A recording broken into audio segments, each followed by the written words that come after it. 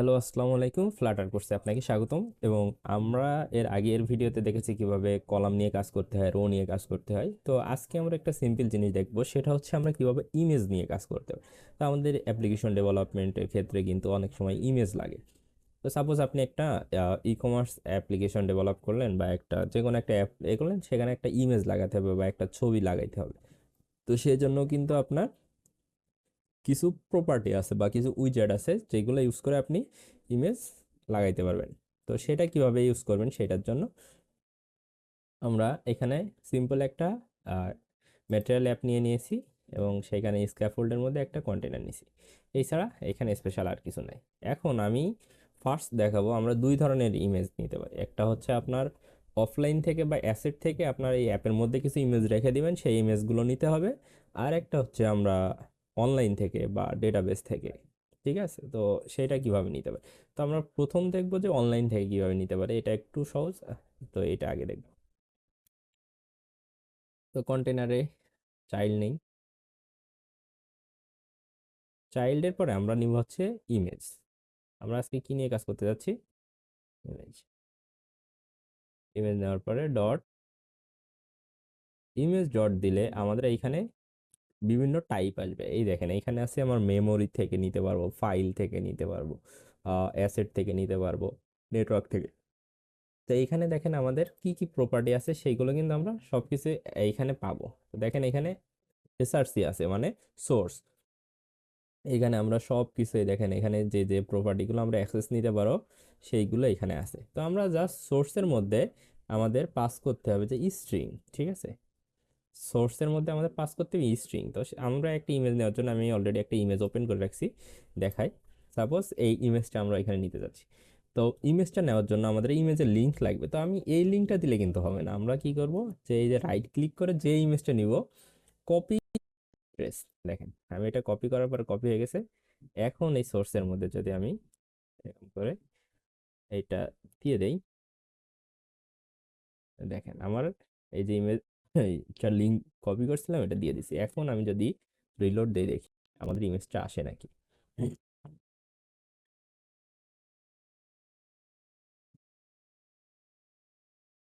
তো দেখেন ইমেজ আমাদের এখানে রিলোড হয়েছে। তো এটা ডিপেন্ড করবে আপনার ইন্টারনেট স্পিডের উপরে। এবং এখানে আপনি আরো কিছু করতে পারবেন, সেটা হচ্ছে আপনার যখন ইমেজ লোড হবে তখন একটা লোডিং অ্যানিমেশন লাগাইতে পারেন। তো সেইগুলো আমরা আস্তে আস্তে দেখবো, এখন অ্যাডভান্স জিনিস না দেখি, আমরা সেগুলো পরে দেখব। এখন দেখবো হচ্ছে আমরা কিভাবে ইমেজ আমাদের যে এই প্রজেক্টের ভিতরে রেখে বা অ্যাসেটের ভিতরে রেখে কিভাবে নিতে পারি। তো সেই জন্য আমার একটা কাজ করতে হবে। ফার্স্ট এই যে আমাদের এইখানে আমাদের আগে এখানে প্রজেক্ট সিলেক্ট করতে হবে। এখানে যদি প্রজেক্ট সিলেক্ট করা না থাকে, তাহলে আমাদের এখান থেকে আগে প্রজেক্ট সিলেক্ট করতে হবে।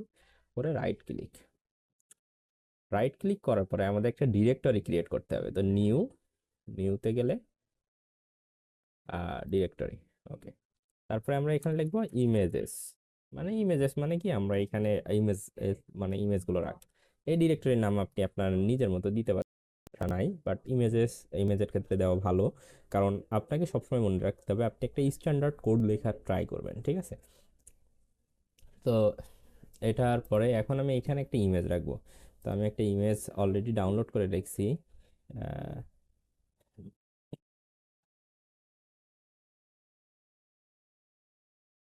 যে এইখানে এই ইমেজটার নাম আমি রিনেম করে রাখছি। কারণ হচ্ছে নাম কেন লাগবে রিনেম করে রাখছি আমি বলছি। আগে আমি কপি করে নিই, কপি করলাম। এখন এই যে এখানে এসে পেস্ট করলাম। পেস্ট দিলে এই যে ইমেজ, ইমেজ অন কেন দিয়েছি, কারণ হচ্ছে আমার নামটা এখানে ডিফাইন করতে হয়। তো নামটা অবশ্যই আপনি চেষ্টা করবেন যে ছোট হাতের দেওয়ার এবং আন্ডারস্কোর ইউজ করে করে দেওয়ার। তাহলে কিছু কিছু সময় ইরর আসে, কিছু কিছু সময় আসে না। আচ্ছা, এখন আমার ইমেজ এখানে চলে আসছে। দেখেন এখানে আমার একটা ইমেজ আছে।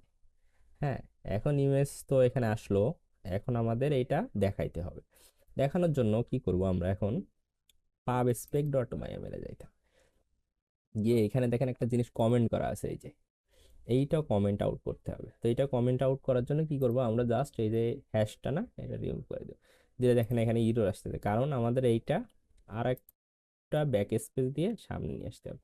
ইরর চলে গেছে, তো অ্যাসেটটা এখন আনকমেন্ট হয়েছে। অ্যাসেট আনকমেন্ট হওয়ার পরে এখন আমাদের এই যে ইমেজ পাথটাও আনকমেন্ট করতে হবে। তো এখানে দেখেন দুইটা আছে, তো আমাদের একটা লাগবে।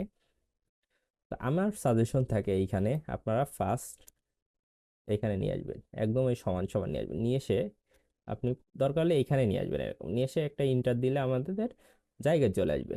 অথবা আপনি একটা কাজ করতে পারেন, একটা দুইটা এরকম দিলেও হইতে পারে। আপনি দুইটা যদি দেন তাও হয়ে যাবে, মানে দুইটা স্পেস দিতে হবে। তো দুইটা স্পেস, একটা স্পেসের মধ্যে আপনি ইরোরটা খাবেন। আপনি ফার্স্ট যে সময় শুরু করবেন আপনার এই ইরোরটা আসবেই। কারণটা হচ্ছে আমাদের পাব স্পেক ডট ওএমএলটা হচ্ছে ইনডেন্টেশন এবং সিনটেক্স সেন্সিটিভ। তো এখানে আমাদের আহ, যদি কোনো একটা ক্যারেক্টার মিসিং হয় বা একটা স্পেসও মিসিং হয়, সেইটাও সে একটা ইরোর হিসাবে ডিটেক্ট করে নেয়। ঠিক আছে, তো সেই জন্য আপনার যদি ইরোর আসে এই জিনিসটা খেয়াল করবেন। এখন এইখানে আমরা ইমেজ পাত্রা দেবো। তো ইমেজ পাত্রা দেওয়ার জন্য একটা সহজ উপায় আমি বলি, সেটা হচ্ছে আপনি এখানে যাবেন, যে কপি, নিচে দেখবেন কপি পাথ রেফারেন্স, এইখানে দেখেন আছে ইমেজ স্ল্যাশ ইমেজ অন, একদম লাস্টে path from the content root. ঠিক আছে, অ্যাবসুলেট পাথ না, কন্টেন্ট রুট নেবেন। নেওয়ার পরে আমি এইখানে এটা রিপ্লেস করে দিব, দিয়ে এখন পাব ডট গেট দিব। তো পাব গেট দিলে আমাদের এখানে দেখেন রান হচ্ছে। এইখানে দেখেন পাব স্পেক সম্পূর্ণ রান হয়ে গেছে এবং এখানে কোনো ইরর আসে নাই বা ডান দেখাইছে। এখন আমরা এইখানে যাব, যাওয়ার পরে আমরা এই যে এটা নিয়েছিলাম নেটওয়ার্ক ইমেজ, এটা রিমুভ করে দিই। কারণ এখন আমরা কি নিব, অ্যাসেট থেকে নিব। তো এটা অ্যাসেট থেকে নেওয়ার জন্য আমরা কি করব, ডট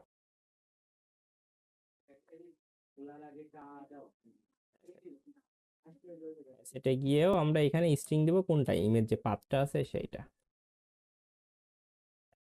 ইমেজ যে পাথটা সেইটা দিব। সরি, এখানে কমা হবে। দিয়ে এখন যদি আমি আবার রিলোড দেই, দেখি আমাদের এখানে ইমেজটা চেঞ্জ হয় কিনা। এখন আরেকটা জিনিস আমি বলি, সেটা হচ্ছে আপনাদের এই যে প্রত্যেকবার এই পাথ এরকম দিতে সমস্যা হইতে পারে। তো সেইটার জন্য আপনাদের একটা সমাধান আছে। এবং আপনি যে সময় প্রফেশনালি কাজ করবেন তখন সবাই এই জিনিসটাই করে। তো সেই জিনিসটা কি, সেটা আমি এখন আপনাদের দেখাবো। আগে দেখি আমাদের ইমেজটা আসছে নাকি, এইখানে আমাদের ইমেজটা রিলোড হওয়ার পরে আসে নাকি। তো এই যে রিস্টার্টেড অ্যাপ্লিকেশন, এই যে ইমেজটা আসছে সাকসেসফুলি। এখন আমি একটা টিপস দেব আপনাদের, আমাদের ইমেল দেখানো তো শিখে গেছে, এখন আমাদের প্রফেশনাল যারা ডেভেলপার আছে তারা কি করে সেই টিপসটা দিব। সেই টিপস দেওয়ার জন্য আমি একটা কাজ করি, যে সময় অনেক ইমেজ নিয়ে কাজ করব তখন তো এইখানে আমি একটা একটা ইমেজ দিয়ে আমরা ডিফাইন করতে পারবো না। তো সেই জন্য আপনার সহজ সমাধান হচ্ছে ইমেজ ফাইল শুধু ফোল্ডার বা ডিরেক্টরি নামটা দিবেন, এইখানে ইমেজেস দিয়ে পাব ডট গেট দিবেন। দিলে আমাদের কিন্তু ওই ইমেজটা থাকবে, সমস্যা নেই। আমাদের এর মধ্যে যে ইমেজগুলো আছে সবগুলো থাকবে। এখন আরেকটা কাজ করি আমরা, সেটা হচ্ছে আমরা ইউটিলসের মধ্যে আমরা সবকিছু ডিফাইন করে দিই। তো যেহেতু আমাদের এখানে ইউটিলস নাই, একটা কাজ করতে পারি, সেটা হচ্ছে আমরা স্ট্রিং এর মধ্যে দিতে পারি।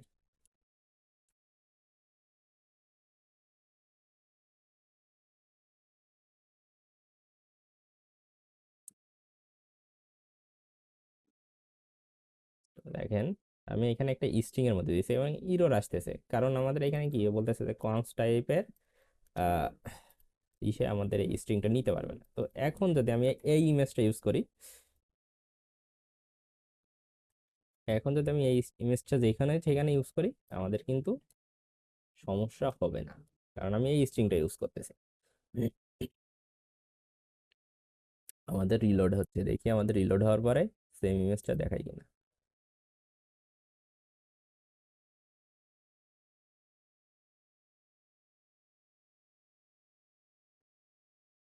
এখন আপনারা বলতে পারেন যে এইটা দিলে কি সুবিধা।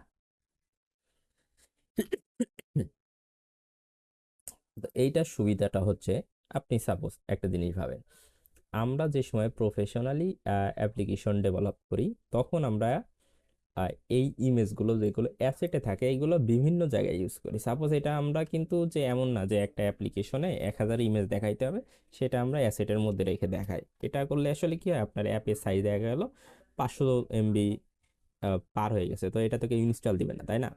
তো আমরা বেসিক কিছু ইমেজ বা কিছু ডিফল্ট ইমেজ আমরা সেইগুলো অ্যাসেটের মধ্যে রাখি এবং ইউজ করি।